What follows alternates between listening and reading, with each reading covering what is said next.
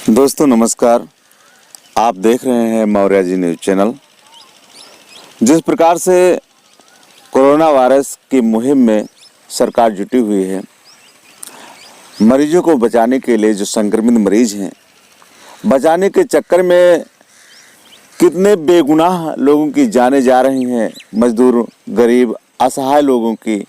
दोस्तों, इसी पर चर्चा करने की ज़रूरत है। आज आपने सुना औरंगाबाद में 16 मजदूर एक मालगाड़ी की चपेट में आ जाते हैं और 16 लोग मौत को प्राप्त हो जाते हैं। और इसी पर आंखें खुलती हैं सरकार की। आंखें खुलती इसलिए कहता हूँ, तब जाकर के वहाँ पर आला अधिकारी आते हैं और बहुत तेज़ी से वायरल होता है कि इतने लोग मारे गए, इन लोगों को संवेदनाएं देते हैं। नरेंद्र मोदी जी संवेदना प्रकट करते हैं और 5-5 लाख रुपए मृतकों के जो परिजन हैं उनको देने की बात की घोषणा करते हैं। दोस्तों, इसी पर सवाल उठता है। सवाल उठेंगे दोस्तों, आपको ध्यान आकर्षित करना चाहूँगा कि दुनिया भर में, मतलब कि अपने देश में, भारत में हर एक कोने में मजदूर वर्ग रुका है। और इसी वक्त सीएम, पीएम ये अपील करते हैं लोगों से धैर्य बनाए रखें, सभी को अपने अपने राज्य में लाया जाएगा। लेकिन उनके लिए कोई अच्छी व्यवस्था नहीं की जा रही है, कोई दिन तारीख नहीं बताया जा रहा है कब तक उनको धैर्य रखना पड़ेगा। और उनकी धैर्य टूट रही है। और धैर्य टूटने के चलते वो अपने घरों के लिए पैदल ही चल देते हैं या रेलवे ट्रैक के माध्यम से। वो जानते हैं अगर हम रेलवे ट्रैक से जाएंगे तो सुरक्षित रहेंगे, पुलिस परेशान नहीं करेगी। और यही हुआ। वो रेलवे ट्रैक से जा रहे थे और हादसा का शिकार हुए। इसी प्रकार आपको बताना चाहूँगा, बहुत सारी देश के कोने कोने से घटनाएं आती हैं। कोई पैदल जा रहा था तो कोई साइकिल से जा रहा था, घर नहीं पहुंच पाया, रास्ते में मौत हो गई। उनके बारे में क्या सरकार कहना चाहेगी?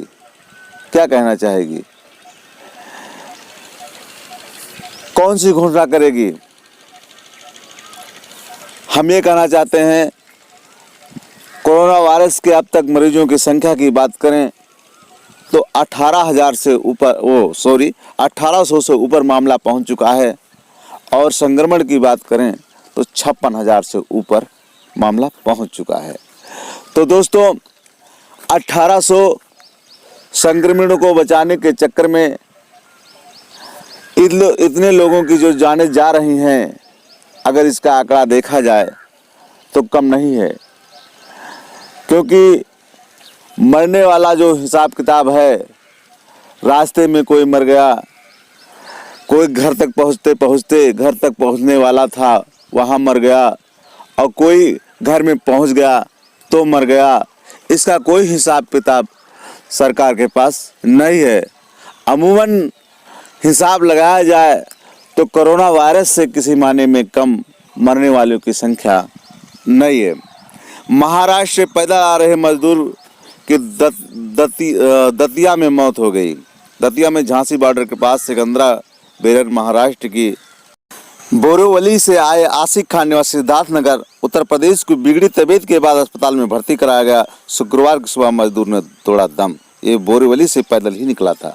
दोस्तों, इसी प्रकार से बहुत सारी घटनाएं हैं जो घट रही हैं और लोग परेशान हो रहे हैं और दम तोड़ रहे हैं। ये क्यों हो रहा है, इस पर सवाल उठना चाहिए दोस्तों। लेकिन सवाल नहीं उठाते लोग, यही कमी है। विपक्ष सवाल उठाए, लोग सवाल उठाएं।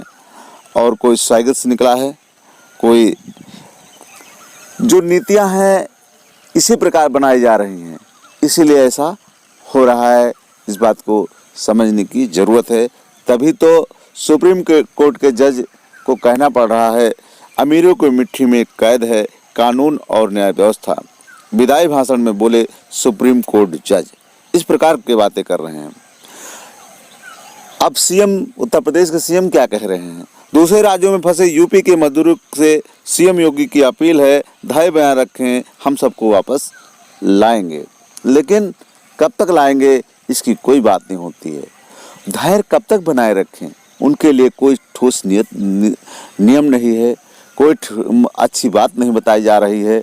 धैर्य बनाए रखें मतलब कि एक बेवकूफ़ बनाने वाली बात केवल कही जा रही है और कोई अच्छा खबर नहीं दी जा रही है। तो दोस्तों, इसी प्रकार की बातें बताई जा रही हैं जो कि गलत है। अगर 6 दिन लॉकडाउन की बात करें तो केवल 6 ही दिन में जो आंकड़ा आता है, कोरोना से अब तक 38 मौतें हैं, लेकिन सड़कों पर 34 मौतें, इनमें से 29 मजदूर क्योंकि भूख प्यास से परेशान होकर पैदल घर निकल पड़े।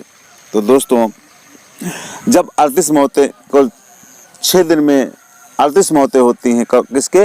कोरोना के 38 लोग मरते हैं, तब जाकर के 34 मौतें होती हैं और 29 मजदूरों की मौत हो जाती हैं क्योंकि वो भूख प्यास से परेशान होकर पैदल घर निकल पड़े थे। तो दोस्तों, कमेंट के माध्यम से हम जानना चाहेंगे कि ये सब जो लोग मजदूर मर रहे हैं, ये क्यों मर रहे हैं? इसमें किसकी कमी है? कमी साफ दिखती है। आज कोरोना वायरस को बचाने के चक्कर में, कोरोना से लोगों को बचाने के चक्कर में मजदूरों के लिए, गरीबों के लिए जो नियम बनाए गए हैं, इन नियमों में कमी है, नियत की कमी है। ठोस सही नियम और गरीबों को ध्यान में न रखते हुए जो नियम बनाए जाते हैं, यही कमी है। आपकी क्या राय है? कमेंट के माध्यम से बताएं, क्यों गरीबों को ये सब झेलना पड़ रहा है? हम आपके कमेंट का इंतजार करेंगे और लास्ट तक वीडियो देखने के लिए बहुत बहुत धन्यवाद दोस्तों। अगर आप पहली बार चैनल पर आए हैं तो चैनल को सब्सक्राइब कर लें और साथ में बेल आइकन घंटी को दबा दें ताकि लेटेस्ट न्यूज़ सर्वप्रथम मिलती रहे।